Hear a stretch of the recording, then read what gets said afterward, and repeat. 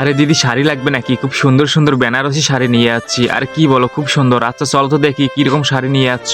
আচ্ছা চলেন দিদি দেখাই। এই যে দেখেন কত সুন্দর শাড়ি। আরে বাহ, খুব সুন্দর শাড়ি তো। আচ্ছা এই শাড়িগুলোর দাম কত করে? আরে বেশি না দিদি, তোমার জন্য 200 টাকা করে রাখবো। আরে কি বলো, মাত্র 200 টাকা? তুমি একটু দাঁড়াও, আমি টাকা নিয়ে আসতেছি। আম্মু খুব কম টাকায় শাড়ি বিক্রি হচ্ছে, আমাকে টাকা দাও, আমি শাড়ি কিনবো। আচ্ছা তুমি শাড়ি কিনবে, একটু দাঁড়াও, আমি টাকা নিয়ে আসতেছি। এই নালু এই কালু, একজন শাড়ি বিক্রি করতে আসছে, তাকে তোরা তারাই দিবি? আরে আমরা কেন তাকে তারাই দিব, এটা তো তার ব্যবসা। কারণ আমার বউ নাকি সব শাড়ি কিনবে, তাই তোরা ওই দোকানদারকে তারাই দিবি।